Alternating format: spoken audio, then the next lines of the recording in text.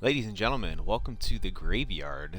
Today I am bringing what my good friend Area of Effect, otherwise known as Dark Energy, would call a out-of-the-box build. It's not really something that's meta. It's not a go-to PvP build, but it is something that is unique and it's interesting and definitely a lot of fun to play on a Necromancer, specifically because of the debuffs that we can apply to the enemy while having a strong offense at the same time. Now, before I get into the nitty-gritties of this build, is it optimal for a Necromancer? No. This would actually be a lot better on a different class. However, I like to switch it up a bit and keep the game spicy, so I'm trying it on a Necro specifically for some of its in-class Frost skills that apply frost damage. So it does work. It is great to have some strong group utility, but at the same time it's definitely probably better used elsewhere, say a Warden. With that being said, I'm gonna just jump right into the character sheet here. Unbuff stats, we're looking at some good max resources across the board. Penetration's right where it needs to be. Spell damage would obviously go up with our sets that we're using. Recov's looking good too, and then of course all of our passives would make our max recoveries looking at 1900 and about 1200 stam recoveries respectively. We are a stage 3 vampire, currently running the Atronach. Mundus on this build's not really that big of an issue, but if you feel like you have enough recovery, then by all means do whatever you feel is comfortable. Penetration, damage, what have you. So, Stage 3 Vampire for now. We are using Vamp on this build for Update 42 until the next patch drops. And then we are a High Elf. High Elf is just overall going to give you the best offensive stats for a magic-based build, and we do use a lot of magic skills in this setup. Jewels and Misrule, all around nice to have a well-balanced recovery across the board for blocking, dodge, rolling, and then of course spamming your class skills, which can get costly at times. Looking at our champion points, we are definitely... Hold on a second. What did you say, honey?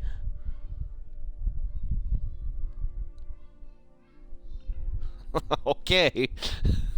I'm in dad mode, so don't mind the ruckus in the background. Master at Arms, Biting Aura, Ironclad, Bulwark. Not a lot of people run Bulwark, but it does give you quite a bit of resistance when you equipped a Frost Staff or Shield, and we happen to be running both. So we get this up at all times in PvP in open world.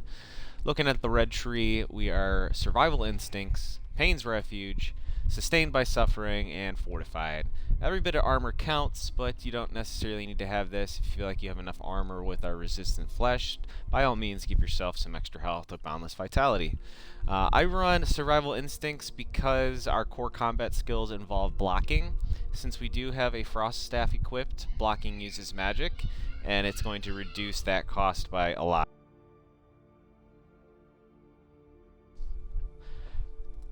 Green tree, not necessarily that important, but if you want to see what I'm running... Uh-oh, what's going on here? Oh, decline. I'm in BG's queue. Rationer, Liquid Efficiency, Gifted Rider, Steed's Blessing, nothing crazy. Green tree's not that big for PvP. Jumping into our skills here.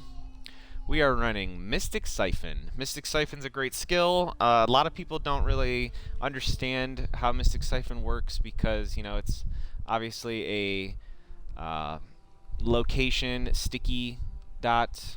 By sticky, I mean it will follow you, but unless you're near the enemy, it won't do any damage. But it does provide us 3 out of 4 major utilities for just having the skill on our bar. Next patch, this is going to give us major and minor prophecy. Or, I'm sorry, major prophecy and major savagery. So that's going to increase our critical chance when it's active. But this skill is not only free, it's going to give us 150 health, magic, and stamina recovery across the board. It's not important now because we're a vampire with the health recovery, but since we will be dropping Vamp in Update 43, the extra recovery is nice. just by having it slotted, your damage is going to be increased by 3%. But when you do have the corpse being siphoned, you can see a... I thought I hit an armor buff here. You can see a nice tooltip for penetration because of our dismember skill here. So our penetration will go up by 1500 while we're siphoning the corpse. So there's 4 things. It's free, gives us recovery, increases our damage while slotted, and it's going to give us some penetration. So Boneyard. Boneyard's also getting buffed next patch. This is going to give us our major breach buff, and it's going to give the enemy minor vulnerability. Super nice, and it's going to last for technically 14 seconds, since when they do leave the graveyard, you have that 4.1 second window where it remains on them, both the breach and the vulnerability. And it's doing frost damage. Chilling Explosion. This is awesome scribing skill.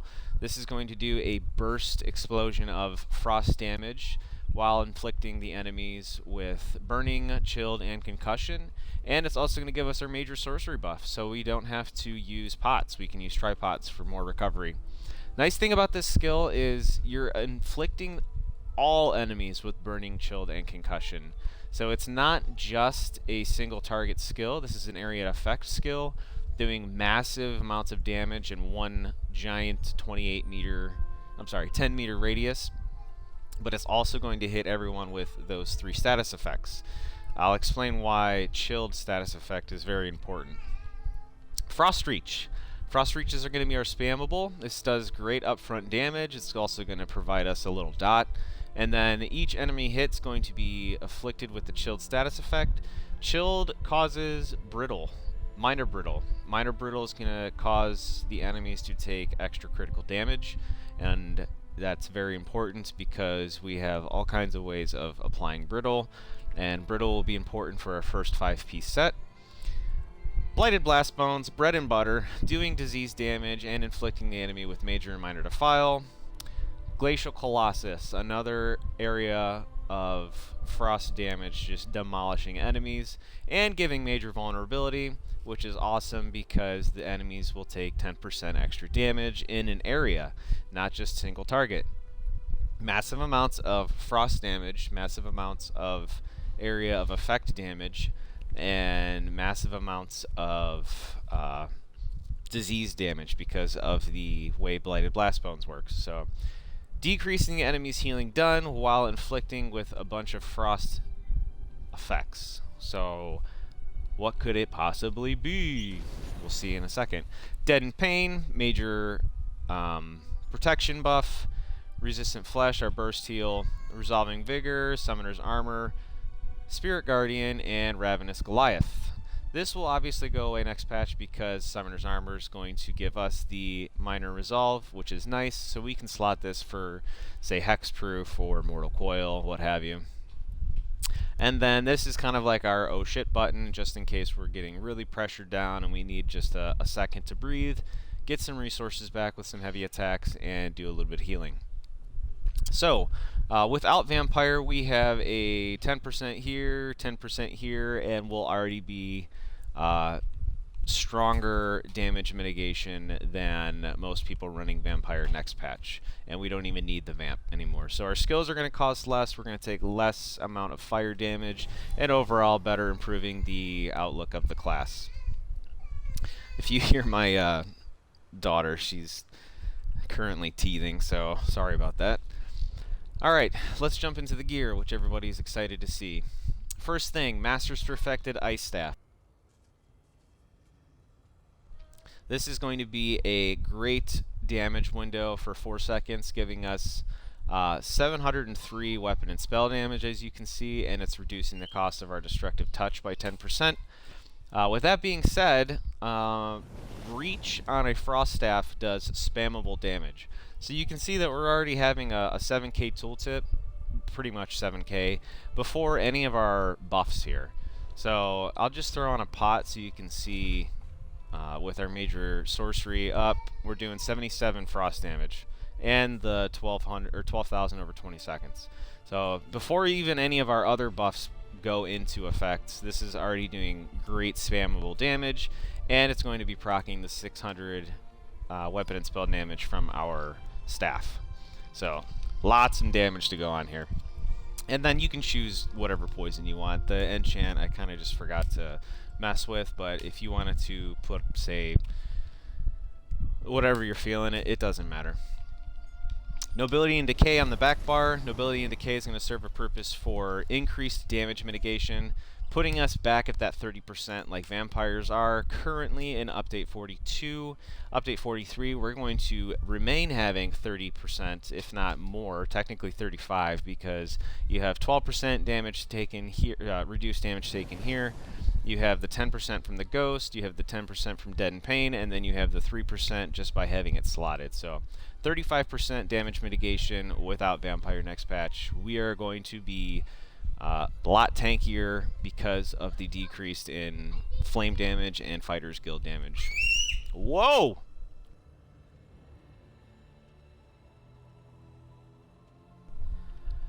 What was I saying? Oh, Nobility and Decay. So yeah, Sword and Board on the back bar, Ice Staff on the front bar because the bulwark passive CP that we're running, it's going to give us an extra 1900 armor just by having both of these slotted. So we're super tanky too. Alright, first set. We are running Frostbite. Frostbite is an awesome set. It's going to give us so much in that 5-piece tooltip. So 2, 3, 4 piece, we're doing weapon and spell damage, critical chance, weapon and spell damage, and then the 5-piece bonus increases your damage done with frost abilities by 8%, increases your damage done against chilled enemies by 4%, increases your damage done against enemies afflicted with minor brittle by 2%. That is percent based. There is so much damage going on here in just the 5-piece alone. Not including our skills, not including the Master's Perfected Ice Staff. This alone is going to do so much damage with just even our spammable, because the spammable is going to be proccing the chilled status effect on top of giving us an extra 8% with it being a frost ability, on top of an extra 2% from the minor brittle, which is causing the enemy to take increased critical damage. I mean, come on. How cool is that? This is a very slept-on set. Of course it'll be better on a Warden because the Warden has a lot more damage with frost abilities because of their passives. However, it does work on a Necromancer, and it does... it feels like a lot of fun. Like, it's not just another set that you can run on a class. The Necro has a lot of capabilities of dishing out some frost damage, so it works. I enjoy it. Try it out if you're unsure, because it definitely serves a spot in the build list for this upcoming patch. 1-piece trainee for that extra health. Light on the head and shoulder for frostbites. Nobility and Decay heavy belts. Griddles of frostbites. I'm sorry, griddles. Gloves of frostbites. Breeches of frostbite, and Nobility and Decay boots. So we have 4 light, 1 medium, 1 heavy. Or I'm sorry, 4 light, 2 medium, 1 heavy. We want to try to increase our light armor for the decrease in magicka cost and increase in penetration, because we are tanky enough without the need of armor and damage due to the medium armor giving us the damage and the heavy armor giving us the tankiness. Kids, for whatever reason, just love to interrupt during a build video. Our mythic, we are running the Saint and the Seducer. This is going to give us 5 random buffs and apply minor debuffs to the enemy while we're doing so. This is going to help out because the Necro does lack quite a bit of buffs at the moment, but this is going to help us, just close that gap a little bit more. And if you notice, major force and minor brittle, so it just coincides with our playstyle already. Frostbite ring, another swift, so we can just remain fast, and then infuse Nobility and Decay ring, all weapon and spell damage with whatever recoveries that you want. And then this is just the base glyph that it came with the ring. I never adjusted it. I didn't really feel like I needed to, but having that reduced cost on all of our skills is really nice too. Allowing us to pretty much spam Chilling Explosion, which already costs 3,600, but it doesn't hurt us as much having that glyph on our necklace piece. So check this out. So nice. Huge radius, does a lot of damage, and it's going to do increased damage with our Frostbite set. Let's see. What else did I miss? So that's the gear in a nutshell. I can do a combo here real quick so you can see what the setup looks like.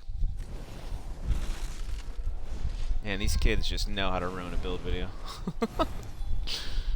So what you're going to do is you're going to proc up your blasties, throw them with a reach, hit the Chilling Explosion, drop the Graveyard after that, and then rinse repeat.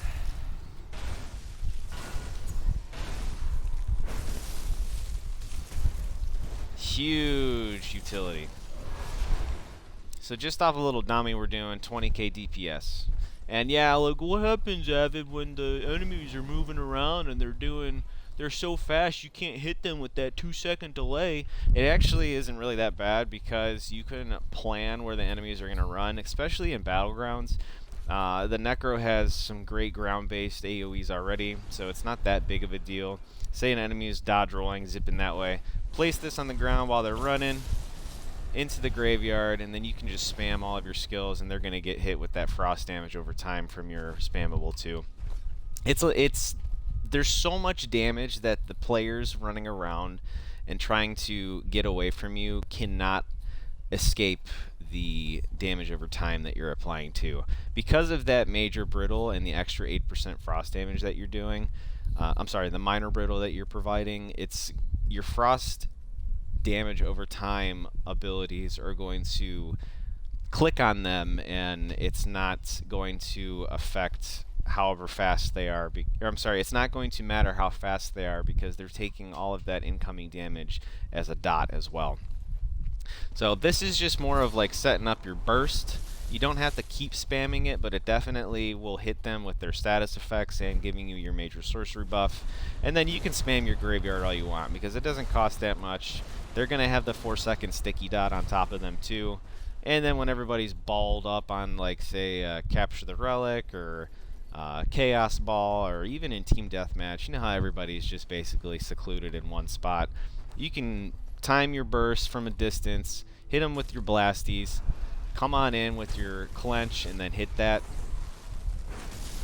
Boom! Everybody's got reduced healing, they're hitting that, and then you can hit your graveyard on top of the corpse from your blast bones, doing increased damage, which I think is 30%. Yeah, 30% more damage on a corpse consumed. So keep that in mind. Super, super fun. Try it out. Let me know what you think. I'm excited to try this out next patch with the updated buffs. Don't have to necessarily run the Mystic Siphon if you don't want to, but it will give you the Major Prophecy buff and increasing the damage of your other skills by 3%. So however you feel is nice. I like this setup, but let me know what you think. Whoa, I'm almost done. Jeez. Can Daddy have a minute? Or 19, I guess. We're at 19 minutes on this build video. Try it out, guys. Let me know what you think. It's just a quick build as we approach the end of Update 42. But I will be running this and the entity until next patch. Peace out. Stay frosty. Welcome to the graveyard.